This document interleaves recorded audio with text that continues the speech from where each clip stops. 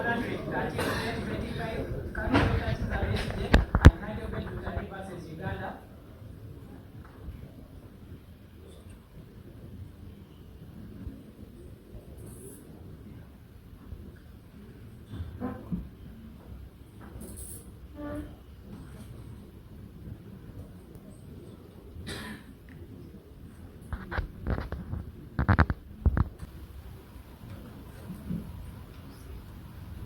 Well, the ruling is ready,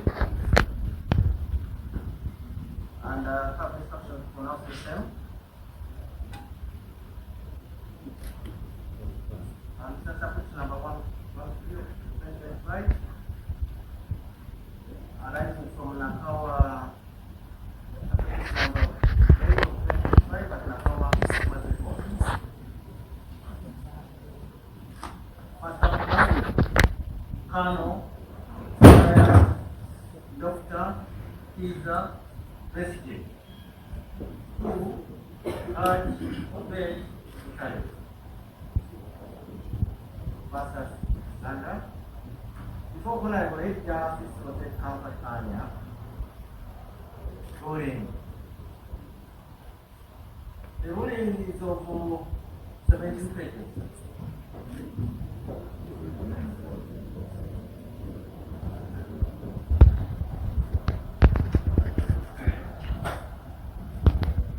Also, you want each and every word written on this one, or you want silent features?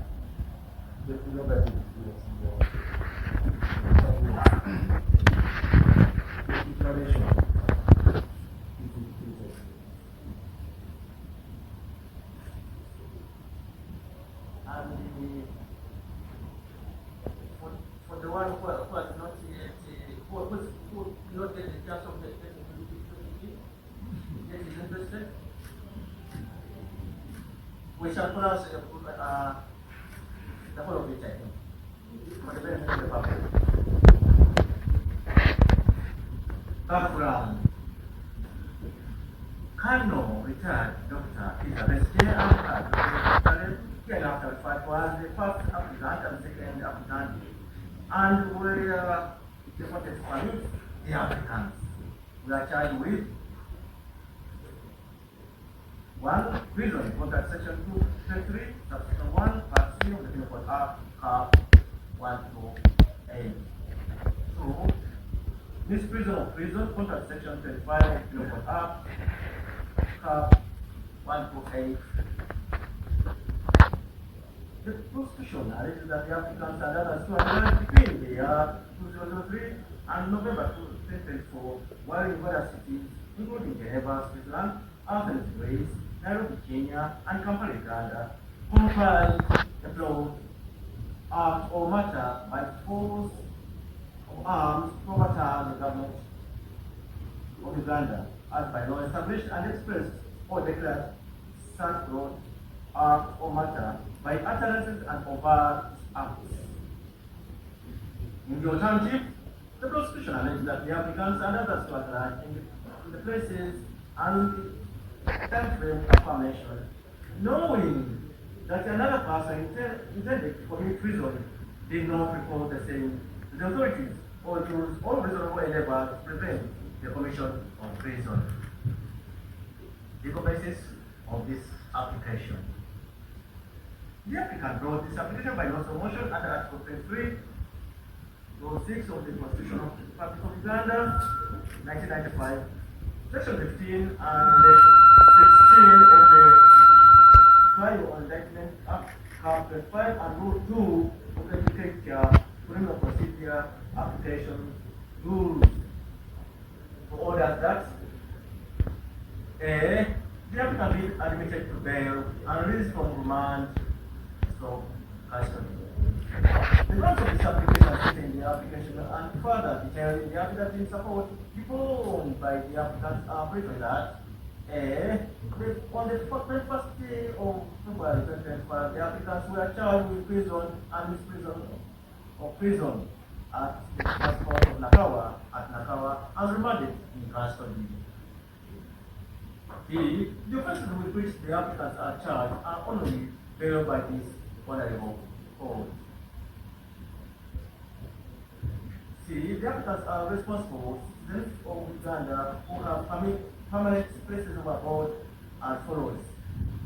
First, applicant at Winja LC1, Wampewa, Uganda Town Council, Wakiso District, and Rwakabengo A, Rwakabengo Ward, South Division, Lukongiri Municipality, in Lukongiri District. Second applicant at Sibula Village Cell, Mutundo Ward, Gomora Samagabo, Makinge Wakiso District, for the second applicant. The applicants are not a threat to any investigative or other processes and are willing to appear before on a court for mention or trial as and when once released on bail. The assistance of the applicants demonstrate this respect for the law and for any bail processes they have benefited from. The applicants have not been committed to High Court for trial and are willing to comply with all reasonable conditions set for their admittance to bail. The applicants of advanced age and have substantial sureties who are willing to ensure compliance with bail conditions once applicants are released on bail. H. It is fair and just that the applicants be admitted to bail and released accordingly. At the hearing, the applicants were jointly represented by Honorable Elias Lukaku, Mr. Ernest Kalbala, Mr. Apollo Katumba, Mr. Wanda Samuel, Mr. Samuel Moyesi, Mr. Konkira Proscopia, MS,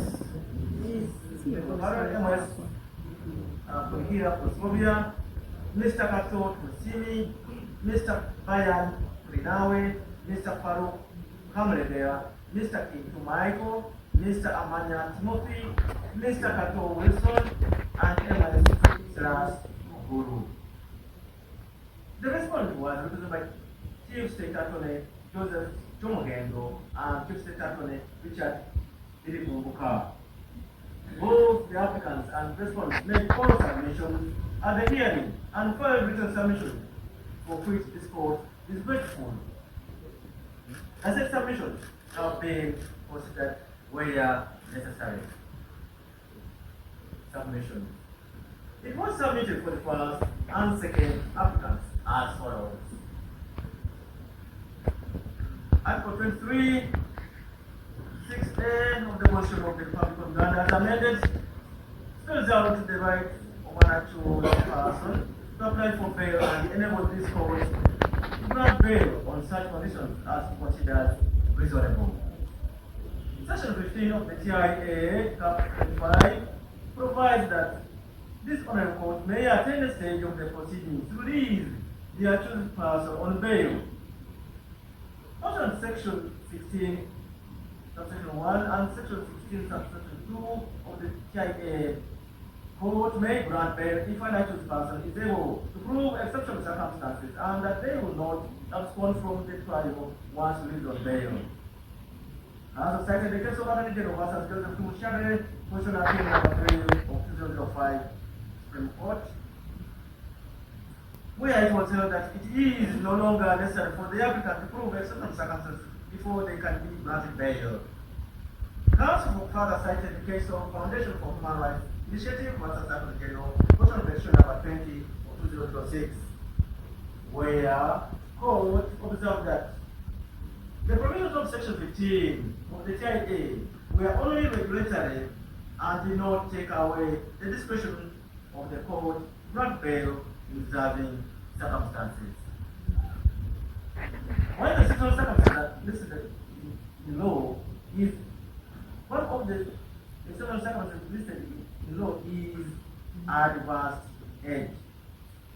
As it is provided under Section 16, subsection 3A of the TIA, and that guideline number 4 of the bail guidelines interprets advanced age as the age of 60 years and above. Counsel further submitted that the applicants are 68 and 65 years old respectively, and that owing to the advanced age of the applicants, they are not able to manage the harsh conditions in prison. Counsel for the applicants added that the applicants have been in custody since 16 November 2024, a period exceeding 120 days without being committed for trial. That is the case of Besigye Obeid Uganda in application number 8 of 2011. Counsel said that the courts have recognized that prison conditions are not favorable to the health of all people, who are in any case presumed to be innocent until proven guilty. Section 16, subsection 4 of the GIA and guideline number 13 of the bail guidelines provide that the other factors that the court might take into account in making the decision to grant bail is whether the applicant will abscond when released on bail.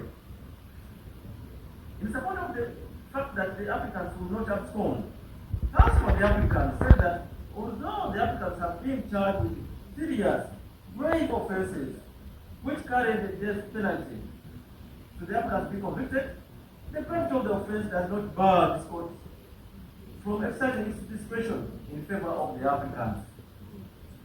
It was further argued for the applicants that the law has allowed applications to be made even where individuals are charged with serious, grave offences. Counsel added that in many decisions of the High Court, bail has been granted to applicants charged with grave offences, including treason, terrorism, aggravated robbery, murder. That in the case of the first applicant, he has been charged with various grave offences before and released on bail, and he has not been convicted of any of those offences.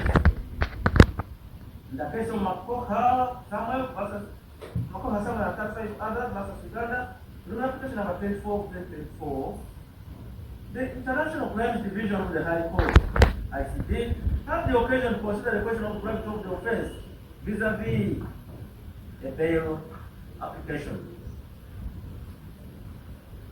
and held that despite the gravity of the allegations against the applicants, this court must determine whether sufficient evidence is presented to indicate the guilt or innocence of the applicants. The ICD also held that the fundamental principle for a court to release an applicant on bail is the presumption of innocence, and courts should favor the liberty of the accused, provided that doing so does not compromise the interest of justice. It was further submitted for the applicants that the nature of the offences with which the applicants are charged are political offences, and that these two are not. And on that account alone, the kind of offences in respect of which bail cannot be granted, that the first applicant particularly has been charged with various political offences over the years, offences in respect of which no conviction has been returned by the respondent. Counsel cited Makoha Samuel and 35 others versus Uganda Supra. Counsel submitted that other conditions to be proved before court include antecedents of the applicant, possibility of a substantial delay in the trial, the likelihood of the applicant to attend court, the stage of the proceedings, the likelihood of committing an offense while on bail, the likelihood of the applicant interfering with the witnesses. Counsel, the applicant cited the case of Banjo versus R 1973 supplemental reports at page 82, where the court held that allegations of interference with witnesses must be substantiated, and that such substantiation is not difficult to show. As for the applicants, concluded by stating that the other factors considered in the applications for bail are whether the applicants have fixed places of abode, have facilities substantial sureties, and whether there are no other charges pending against the applicant. In reply, as for the respondent, submit as follows. Section 15 of the Charge A and Guideline 3 of the bill provides conditions that court should take into account in considering bail applications, including the substantiality of sureties, nature of the offences, age of the applicant, possibility of interfering with investigations and witnesses, possibility of postponing bail, whether the applicants have a fixed place of abode, applicant's accident, and sensitivity of the charges. Guideline 15 of the bail guidelines offers guidance on what to consider while determining the suitability of the sureties. The age, work, residence of the sureties, character and accidents of the sureties, relationship of the surety to the accused, or applicant, and other factors as the court may deem fit. Regarding sureties, the first applicant produced 4 sureties. To wait, Honorable Semutu Nada, a close friend, age 52 years. Honorable Francis Simujuche, a close friend, age 41 years. Honorable Kindo Herod, Tony, a close friend, age 52 years. And Honorable Nicholas Thaddeus Kamara, a close friend, age 50 years. And that the second applicant, produced by Nagita Karima. The second applicant produced Nagita Karima, retired, a wife and age 58 years. Nafuka Zukura, a daughter age 27 years. And Council Kambo Hauser, a friend age 48 years. Also submitted that all these sureties presented by both applicants are much younger than the applicants, and this makes the applicants superior to their sureties, and yet it should be the other way around. And that such a scenario, the sureties are unable to compel and influence the applicants to appear in court in the event that they abscond. I also cited the case of Mugera John versus Uganda, which is discussed number 21 of 2025 at International Crime Division. Honorable Lady Justice Alice Omhan Kauka held, it is my constant view that a surety should possess a certain amount of authority and or influence over the applicant. The sureties presented by the first applicant have no authority and or influence over the applicant, and it will be hard for them to compel the applicant to comply with bail terms and are therefore not substantial. It was further submitted that the bail guidelines require that the letter of introduction from IOC 1 should state to the court that the surety or applicant is not just a resident but a permanent one in that area. Whether or not the surety has a fixed place of abode is an issue that should be expressly stated in the letter of introduction and not merely implied.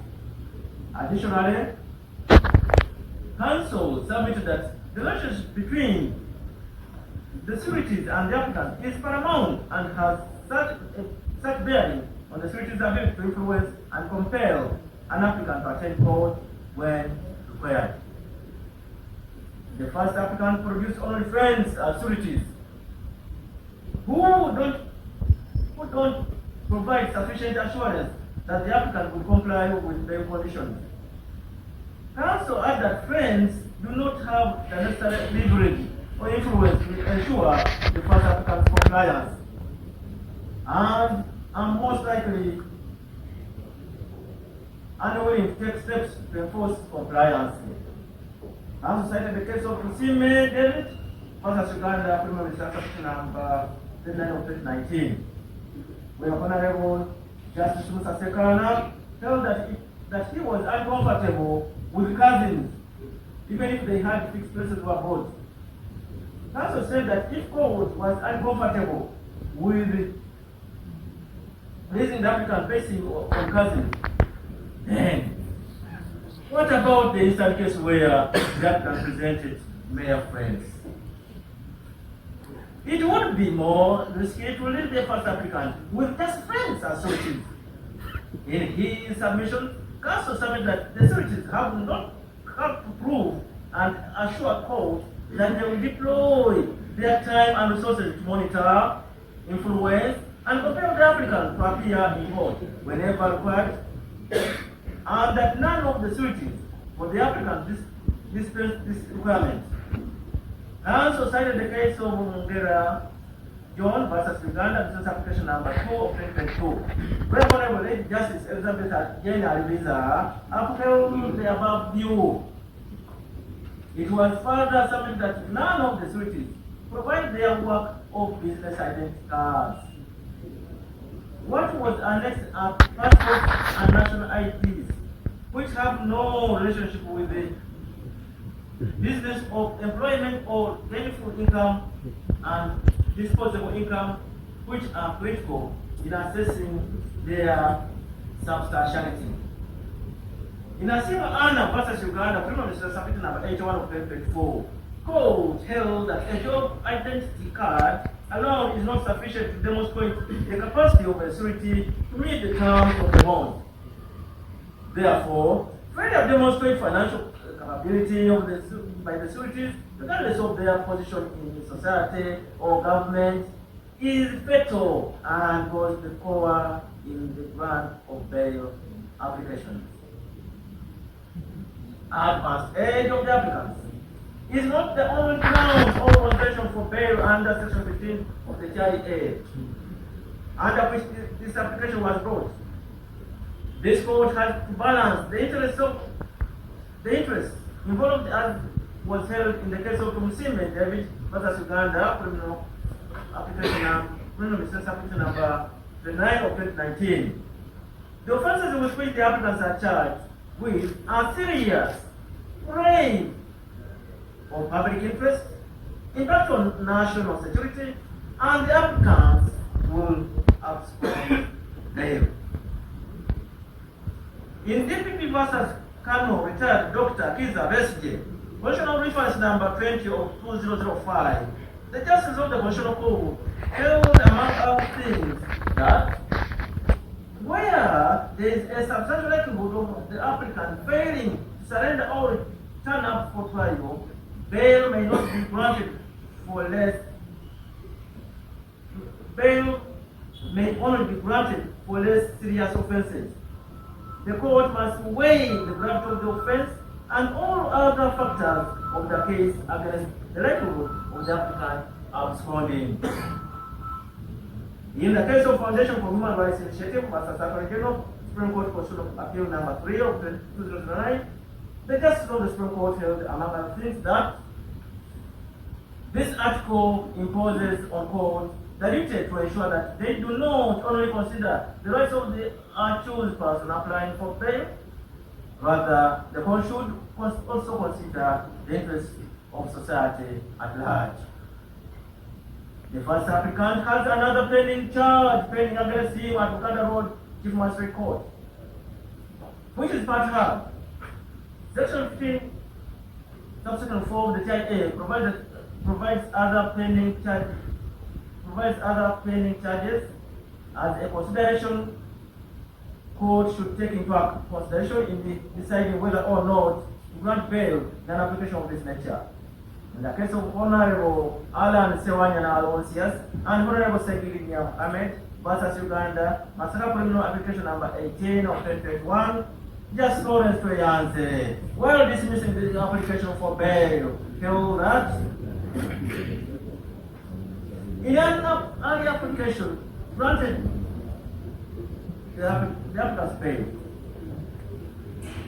late Justice Victoria Naki, based on the fact that they had no other charges pending against them, but at the time of determining the present application, they have charges of murder against them, in addition to those they were earlier charged with. it was therefore submitted for the applicant, for the respondent. The pending charges against the first applicant are a good ground to dismiss his application since he committed the current offences while on bail by Uganda criminal case number 624 of 2023. In respect to the fixed place of abode, it was submitted for the first and second applicants that whereas the respondent contends that both applicants do not have fixed places of abode because they do not provide land titles or tenant supplements to show the fixed places of abode, and therefore they may not be located or held accountable if they don't pay. Counsel for the applicant submitted that both the first and second applicants provide the evidence on oath by one, two affidavits and attached LC1 letters in support by each applicant about their respective fixed places of abode. In the case of the first applicant, he provided two locations at Buyenja LC1, Wapeo, Ward Kasanga Town Council, Wakiso District, and Rwakabengo A, Rwakabengo Ward, Southern Division, Lukonjiri Municipality, in Lukonjiri District. And in the case of the second applicant, the location is Isikula Village, Sel, Mutundwe Ward, Gongola Savagamo, Makindi Wakiso District. Also within the jurisdiction of this honorable court.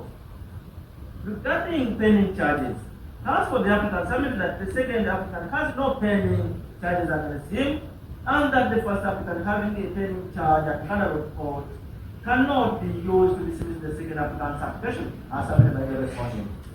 Counsel further stated that the respondent has not provided any evidence of the stage at which the case at Uganda Road is, or whether in fact the first applicant has been put on his defense or found guilty. That he does not cease to enjoy the constitutional presumption of innocence because he has a pending case. Counsel for the applicant stated that the fact that the first applicant was charged with current offense while on bail in respect of the Uganda Road case cannot be used against him, as it is the same state that charged him that is now using those charges to argue that he should not be granted bail unless he re-offended while on bail.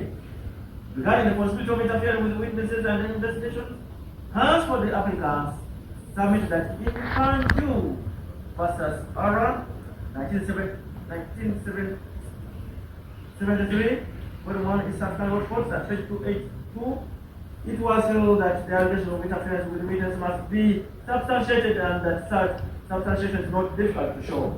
Also submitted that there is no evidence that there has been placed before this court by the respondent to show that the allegation alleged strong likelihood of interference with the witnesses for investigation.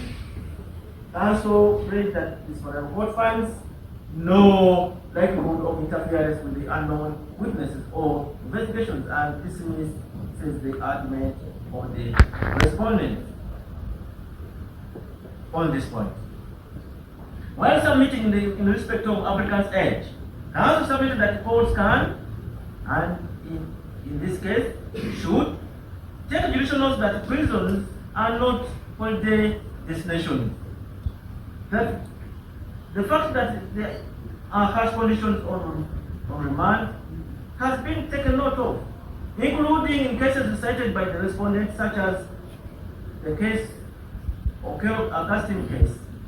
In respect of possibility of absconding, it was submitted for the first applicant and second applicant that since the arguments of the respondent seem to focus more on the first applicant, then that should not prejudice the second applicant, and that the evidence of the first applicant's mastery of the game, presumably referring to fleeing from Uganda, is not supported by any evidence.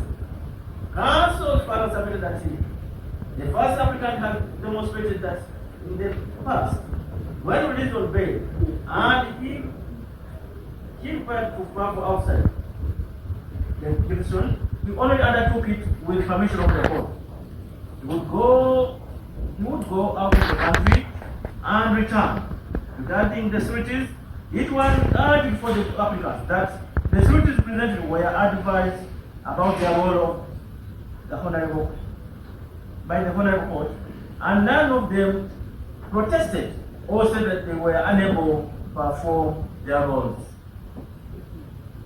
In Kawangu's Insereko David versus Uganda, criminal misdemeanor application number 426 of 2023, the court held as follows. It is my considered view that the role of a surety goes beyond the ability to prevent the bond.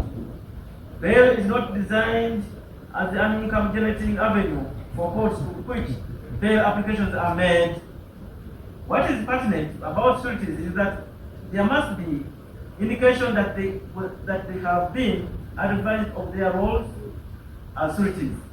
They identify themselves properly and have shown and proved their authoritative relationship in respect to which the applicant showing that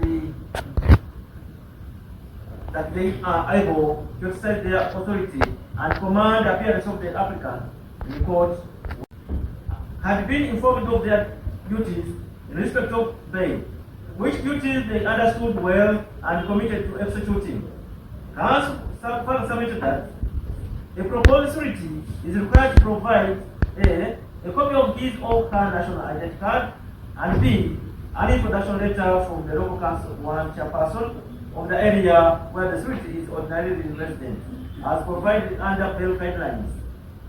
Council further submitted that the ages of the surety, which ranges from 37 to 58, demonstrate adult persons capable of understanding what they are undertaking, and that none is a minor and none is a person of extreme old age. Therefore, all sureties have provided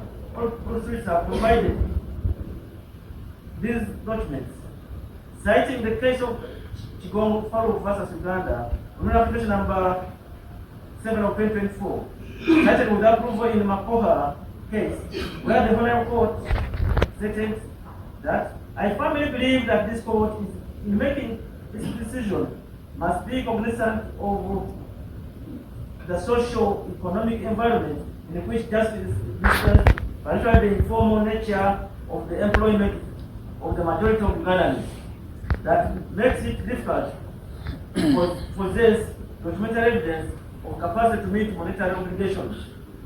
To insist on documentary proof of capacity to meet monetary obligations in the event that the surety is called upon to fake the bond is to exclude factors of the population of Uganda from the opportunity to stand surety for relatives and friends. This would tantamount to discrimination against a section of the society on the basis of their socio-economic class. The courts have long held the view that if courts are simply act on allegations, fears, or suspicions, then the sky is the limit, and one can envisage no occasion when bail would be granted whenever such allegations are made. Counsel for the applicant submitted that they responded to provide no evidence, rebut the grounds relied on by the applicant in support of their application.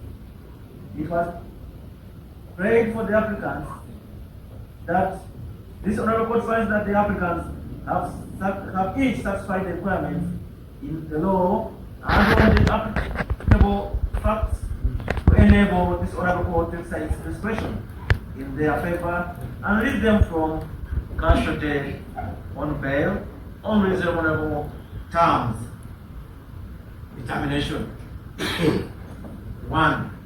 Analysis of the law and the evidence.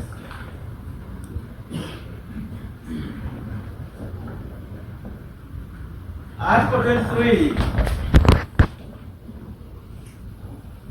6A of the Constitution provides that when a person is arrested in respect of a criminal offense, The person is entitled to apply to the court to be released on bail, and the court may grant that person bail on such conditions as the court considers reasonable. Although the Constitution guarantees an accused person the right to apply for bail, the court at all times retains the discretion whether or not to grant an accused person bail. See Foundation for Human Rights Initiative versus Attorney General, Constitutional Petition number 20 of 2006. The primary principle for which a court may release an accused person on bail pending trial is the presumption of innocence. This legal principle is enshrined in Article 28, Subpart 3 of the Constitution, which provides that every person who is charged with a criminal offense shall be presumed to be innocent until proven guilty or until that person has pleaded guilty. Section 15(1) of the TIA, in addition to upholding the right to overchoose person to apply for bail, closes this court with the discretion to release an accused person on bail at any stage of the proceedings. Guideline 5 of the bail guidelines provides the general principles which a court may take into account while considering the bail application. The principles include the presumption of innocence, the right to liberty, applicant's obligation to attend the court, the discretion of the court to grant bail on such terms as the court considers reasonable, and the need to balance the rights of the applicant and the interests of justice. Having examined the applicable law on bail, I will now turn to the merits of the application. Right to apply for bail and the court's discretion to grant bail. This grant has already been addressed as above, and it is clear that the applicant has the right to apply to court to be released on bail with the court having the discretion whether or not grant bail under Article 23(6) of the Constitution. Presumption of innocence. The principle of presumption of innocence is a constitutional one, and as noted above, the bail guidelines require this court to consider the principle of presumption of innocence and the personal liberty in determining bail applications. In relation to personal liberty, the active principle in granting bail is that of upholding the liberty of the individual while simultaneously protecting the administration of justice. See Abeid and another versus Uganda, criminal legislation application number 20 of 2016. The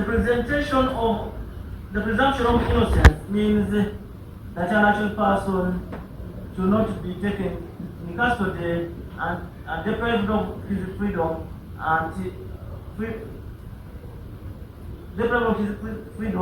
unreasonably. Bail should not be refused merely as a punishment, as this would conflict with presumption of innocence. Fixed place of abode and substantiality of sureties. Fixed place of abode. A fixed place of abode for an applicant must be within the jurisdiction of this honorable court, as it guarantees the court that the applicant's accused person cannot be found can be found in the event of absconding. To underscore the importance of the provisions of proof of a fixed place of abode, it can be a ground for refusal to grant bail. It is therefore imperative for the court to be persuaded that the accused person has a fixed place of abode, because it is a pointer to the fact as to whether the applicant is likely to abscond once granted bail. Section 16, subsection 4 of the TIA is instructive in this respect, as it provides in considering whether or not the accused is likely to abscond. The court may take into account the following factors: A, whether the accused person has a place of abode within the jurisdiction of the court, or he is ordinary resident outside Uganda. The point made in section 16, subsection 4, part A of the TIA is amplified by paragraph 13K of the bail guidelines. While the law does not define the phrase fixed place of abode, What is important is that fixed place of abode must be within the jurisdiction of the court, considering the bail application. Where the applicant failed to prove this under section 16, section 1 of the TIA, then the court may deny him bail. In the case of Foundation for Human Rights Initiative versus Attorney General Constitutional Petition number 20 of 2006, it was held that the nature of the offense and status of the applicants and whether the applicants have a fixed place of abode in the course of this jurisdiction should be strongly considered by the court in an application for bail. When Kasuje, Yenny Stephen Masas Uganda, Business Application number 65 of 2004, held that the onus is on the applicant to satisfy the court that he has a permanent place of abode in a particular village, sub-county, and district. This is wherever the court exercises discretion. It's the decision of the applicant, while on bail being able to trace his whereabouts whenever it is necessary. In respect of this application, the applicant states that under paragraph 3 of the notice of motion and paragraph 1 of the first applicant's affidavit in support of the application, that he has a fixed place of abode within the jurisdiction of this court at Besigye LC1, 1 Ward, Summer Town Council, Wakiso District. And Rakabengo A, Rakabengo Ward, Southern Division, Kontiri Municipality in Kontiri District, within the jurisdiction of this court. The applicant submitted a copy of his national identity card, the original of which is submitted for court inspection, and an introduction letter endorsed by the chairperson of Besigye LC1, 1 Ward, indicating that he is a resident in his area of jurisdiction. The second applicant says that he has a fixed place of abode within the jurisdiction of this honorable court at Kisibula Village, Seropotunde Ward, Bongolola Sabagao, Makindi Wakiso District, within the jurisdiction of this honorable court. The applicant submitted a copy of his national identity card and an introduction letter endorsed by the LC1 chairperson of Kisibula Village, PE, CLB, indicating that he is a resident of his area of jurisdiction. Paragraph 12A of the bail guidelines provides that an application for bail shall contain particulars of the applicant, accompanied by a copy of the national identity card and an introduction letter from the chairperson of LC1 of the area where the applicant resides. The village, parish, and district, as stated in the introduction letter, are well known and are within the jurisdiction of this honorable court. By furnishing court with a copy of the national identity card and an introduction letter from the chairperson of LC1, the applicant has satisfied the honors placed on him to prove he has a permanent place of abode. C. Kayongo Bashir versus Uganda, criminal application number 158 of 2019. Therefore, the applicants have satisfied the requirements to prove a fixed place of abode. B. Substantial sureties. The term surety is defined by paragraph 4 of the Constitution, bail guidelines for courts of judicature, practice, directions, legal notes number 8 of 2022. To mean, a person who undertakes to ensure that the applicant will appear in court and abide by the bail conditions, and who furnishes security which may be forfeited to the state if the applicant fails to appear in court. Therein lies the main duty of a surety.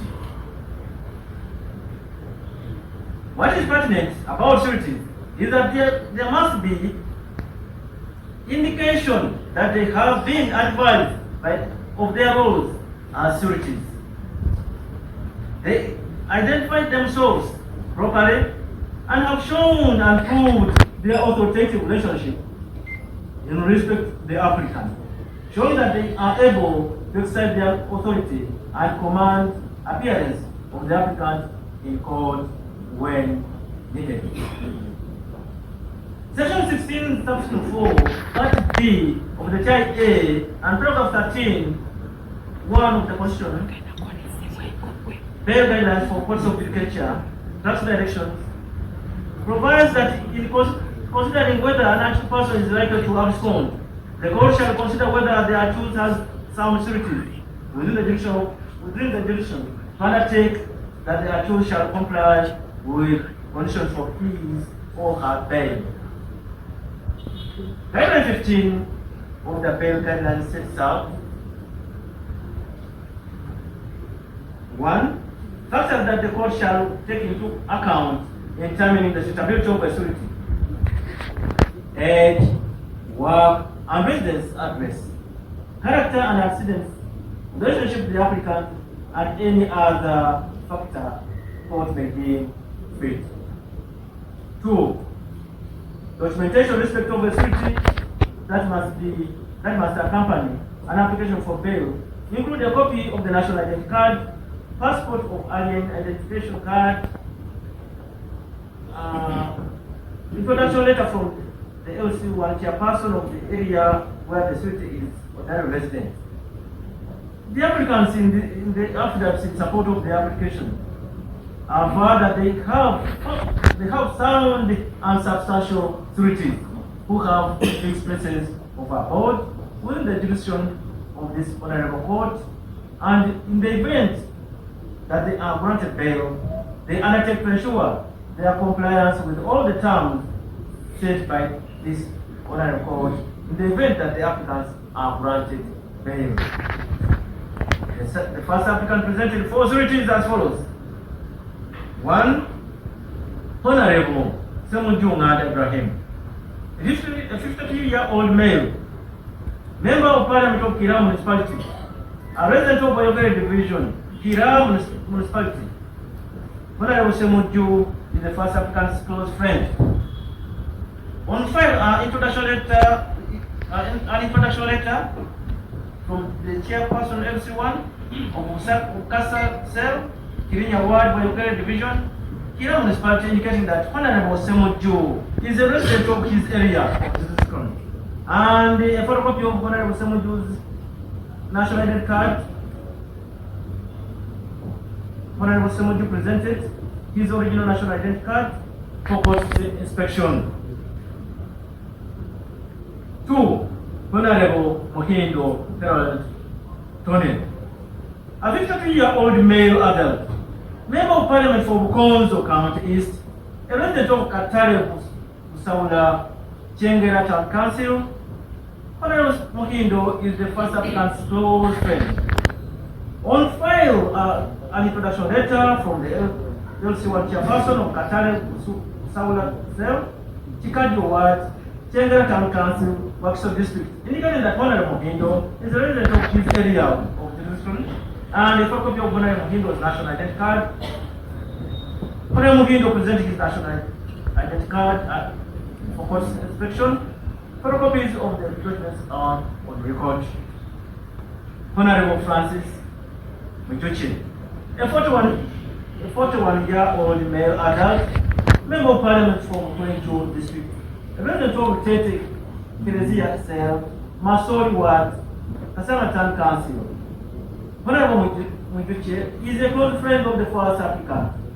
On file is an introduction letter from the LC1 chairperson of Tete Masori Kerezia Cell, Masori Ward, Kasama Town Council, Wakso District, indicating Honorable Mijuchi is a resident of his area. And a photocopy of Honorable Mijuchi's national identity card is on record. Honorable Mijuchi presented the original of his national identity card for court inspection. For Honorable Kamara Nicholas Thaddeus, a 50-year-old male adult, the MP for Kabale Municipality, a resident of Buye, Chigowa LC1 Bukoto 2 Parish, Nakawa Division. Honorable Kamara is a close friend of the first applicant. On file is an introduction letter from the LC1 chairperson Mwenye Goa 1 LC1 Koto, 2 Parish, Nakawa Division, Kampala, indicating that Honorable Kamara is a resident of his area, and a photocopy of Honorable Kamara's national identity card is also recorded. Honorable Kamara presented the original of his national identity card for court inspection. The second applicant presented 3 sureties as follows. Najita Halima Lutale, a 58-year female resident of Kisugu, Makindi Wakiso district. She is the wife of the second applicant.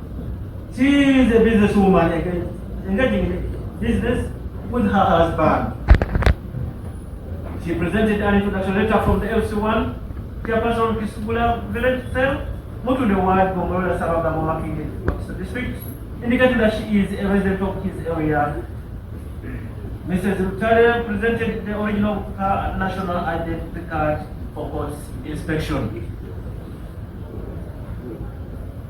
3.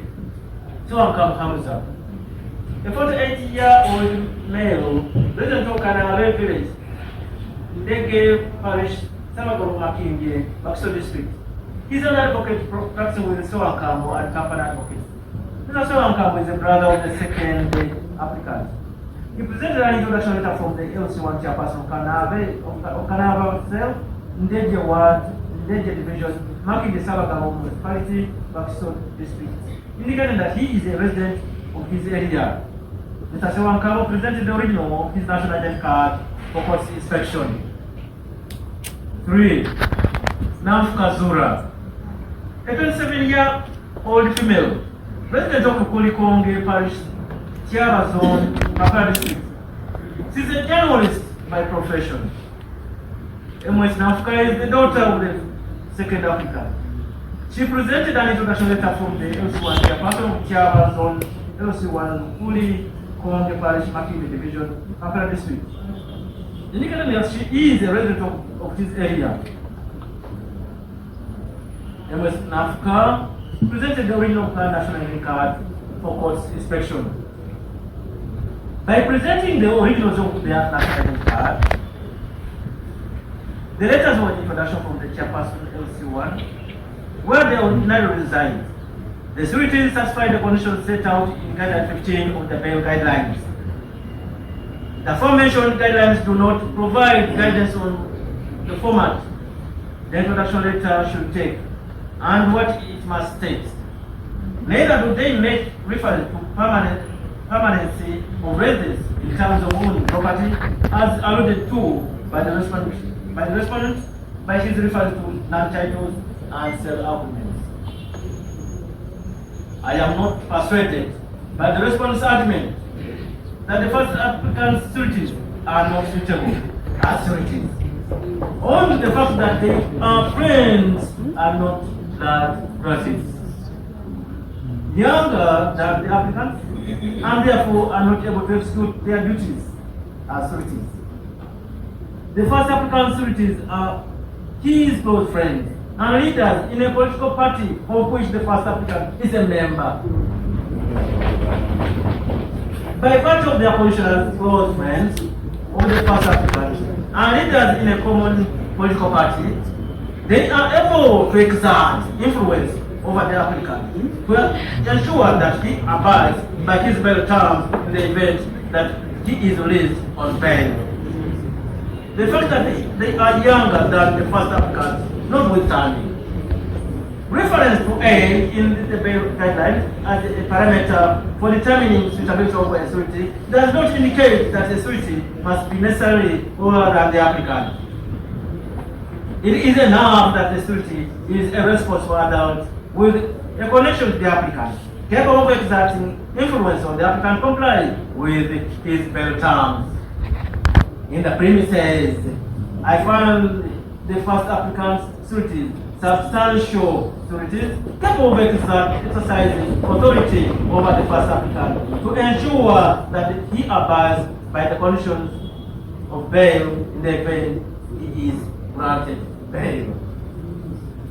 The second applicant's relationship to his sureties as husband, father, and brother respectively. The fact of their being younger than the applicant notwithstanding, in my view, arguments their ability to compel him to comply with his bail conditions in the event that he is granted bail. It is enough that the sureties provided copies of their national identity cards and introduction letters from local council chairpersons of the areas where the sureties are ordinarily resident, are set out in paragraph 15 of that paragraph 15 2A and B of the bail constitutional guidelines for courts of judicature, tax directions 2022. The aforementioned guidelines do not provide guidance on the format of the introduction letter that should take and what it must take. Neither do they make reference to permanency of residence in terms of owning property, as alluded to by the respondent by his reference to land titles and settlements. Accordingly, the declared relationship between the sureties as close friends presented by the first applicant arguments their suitability as sureties.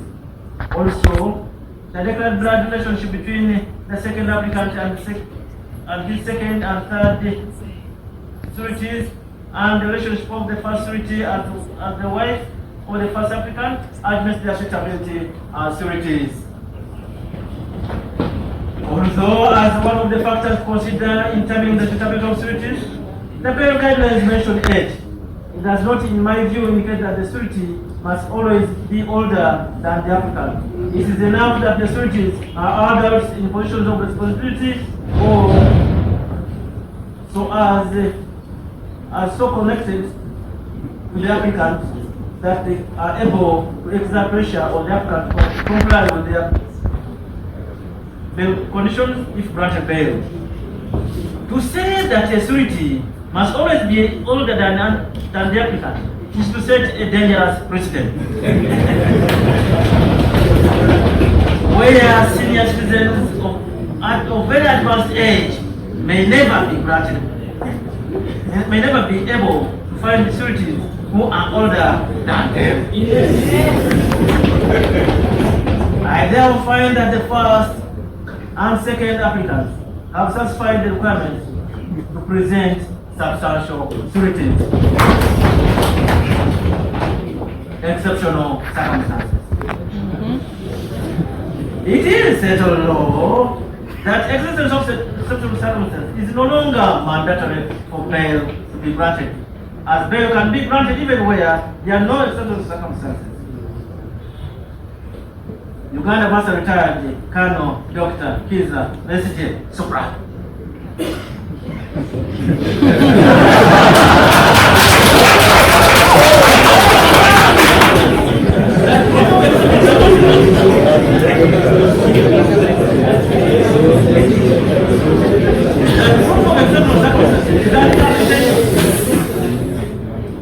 That proof of exceptional circumstances in an application for bail is not mandatory.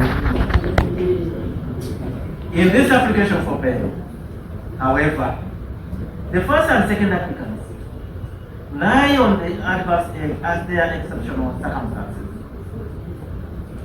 Section 16, Section 3, Part C of the Child Act provides that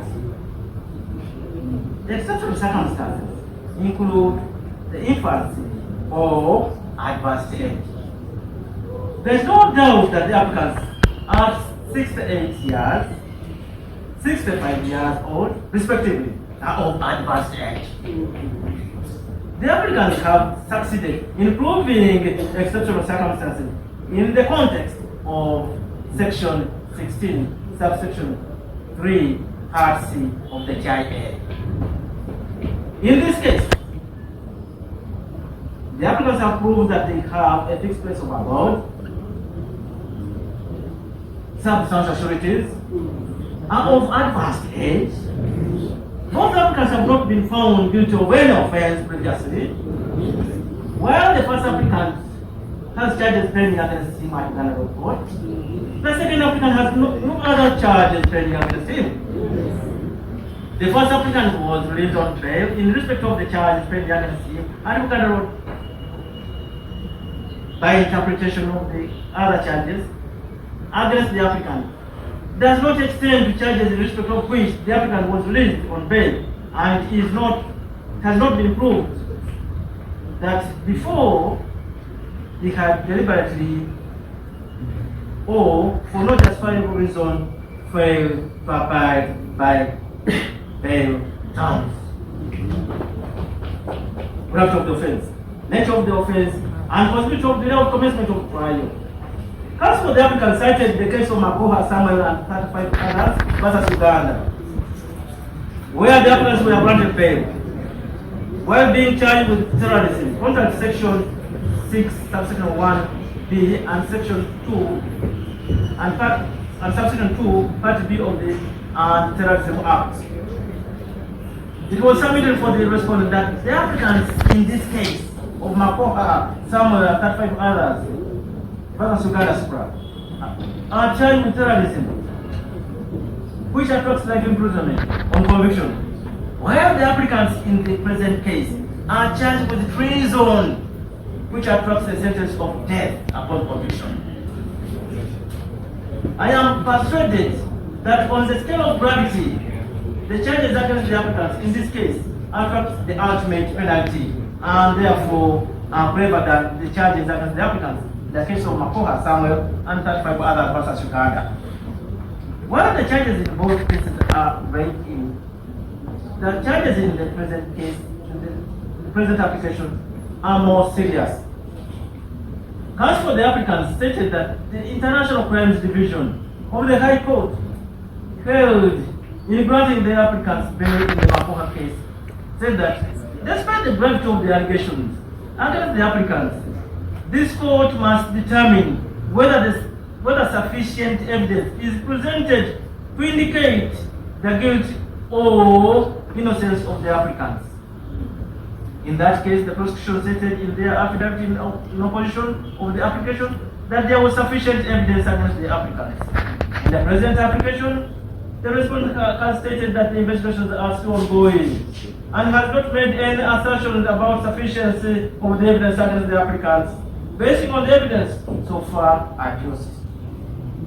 This court is therefore unable to make a determination on the sufficiency of evidence pointing to the guilt or innocence of the applicants. In Uganda DPP versus Colonel retired Dr. Kiza Besigye, motion reference number 20 of 2005, it was stated that in relation to bail, the extent to which evidence is pointing to proof of guilt or innocence of the applicant would seem to be one of degree in circumstances of a particular case. Counsel for the applicant submitted that no evidence has been adduced in support of the averment that the offense impacts on the national security of Uganda. It was added that the investigators have placed nothing before this court to suggest that there is evidence of any nature at all of it, suggests that what they affirm. In their response to this point, as for the response submitted that the charges with which the applicants are charged, treason, involves violent change of government. I am inclined to side with the respondent that treason being an offense that involves overthrowing government, which act is accompanied by violence, an act of treason impacts on national security of Uganda.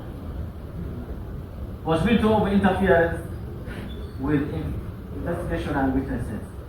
It was submitted for the applicant that there is no likelihood of the applicant interfering with the witnesses. As for the applicant cited Panju versus Arab, 1973 supplemental report at page 282, where it was held that allegations of interference with the witnesses must be substantiated. That such substantiation is not difficult to show.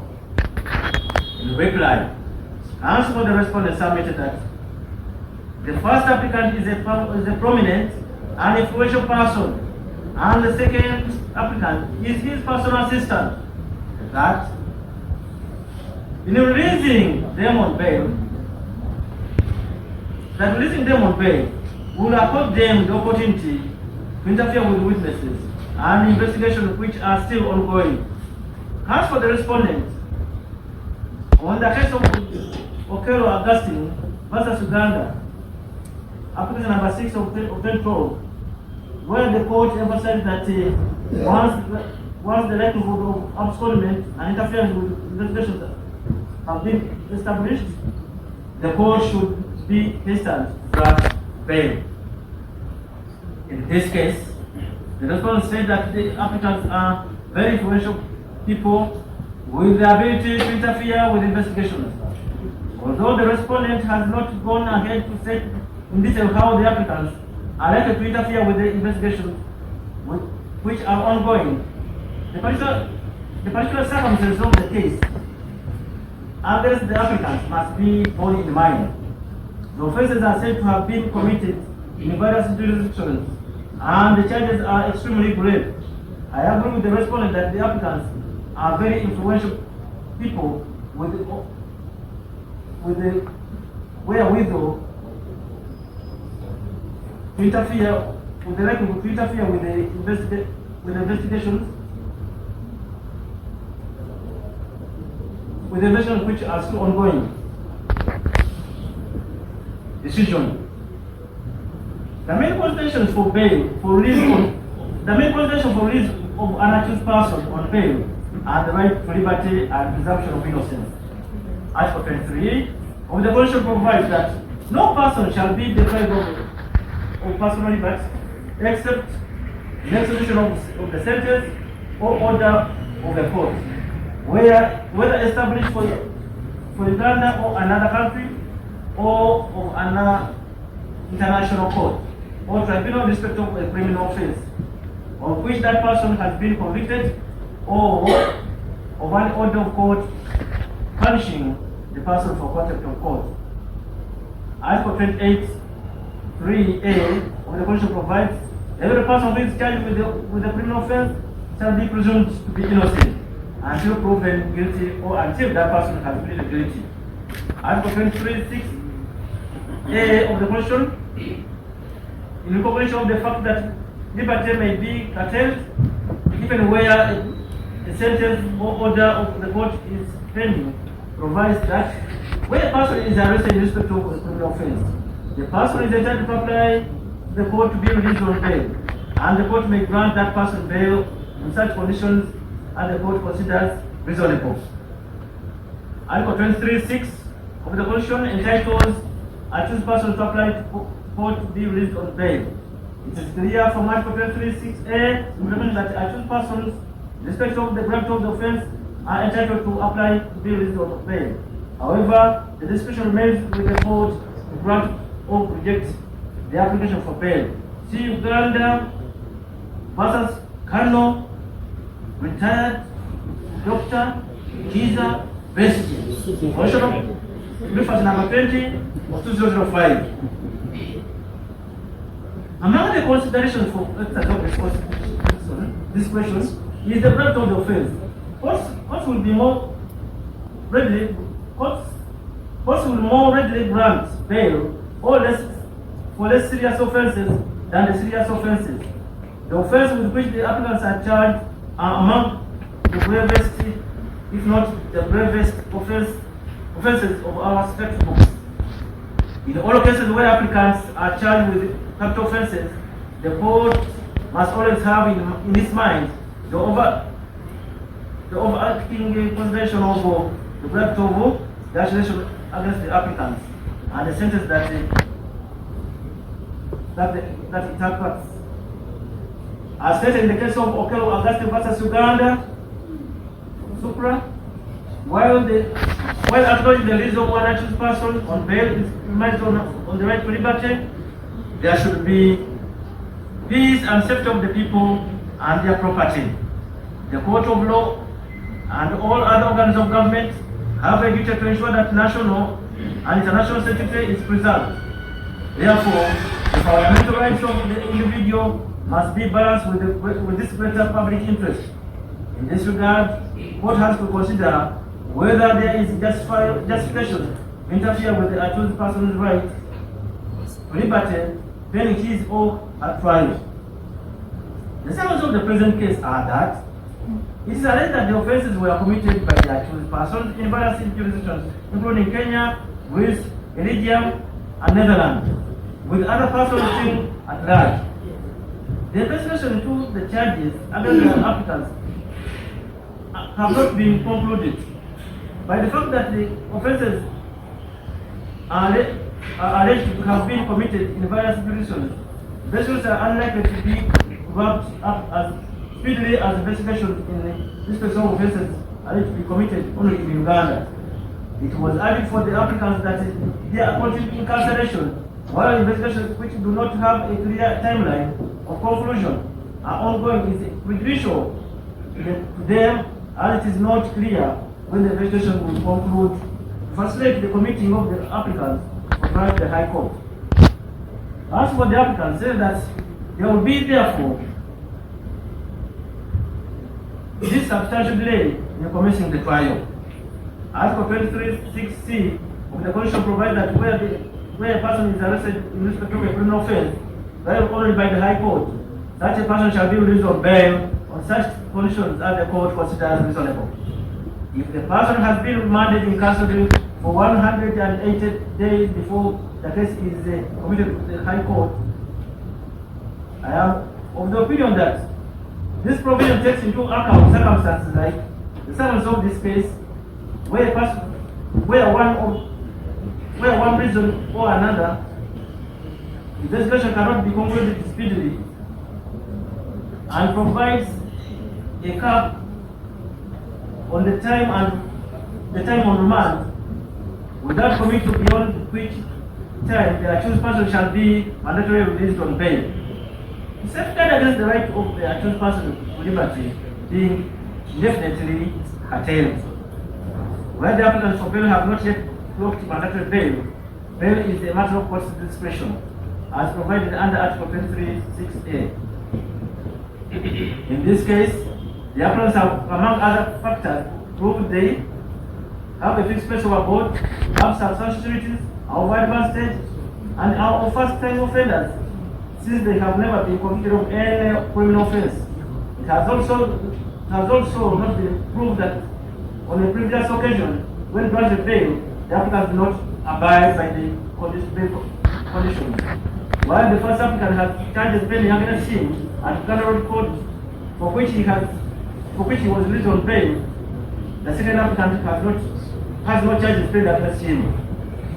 As cited in John Hango's Kashaka versus Uganda, Supreme Court Instance Application number 18 of 2023, all factors of the bail application, all factors to bail applicant's rate, including being a first offender, being advanced age, having a fixed place of abode, received the background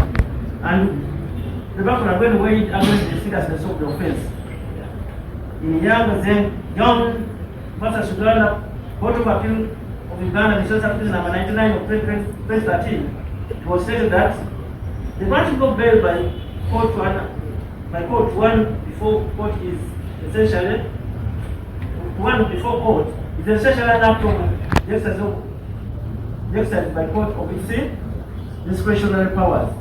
The court considers all that is before it regarding the application for bail and reaches a decision based on the rules of reason, justice, and law. Therefore, although I find that the applicants have satisfied all the relevant requirements for grant of bail, such as proving that they have fixed places of abode, have substantial security, and first offenders with no criminal record, and are of advanced age, the application for bail is denied for the following reasons. 1. The charges against the applicants are among the gravest, if not the gravest, on our statute books.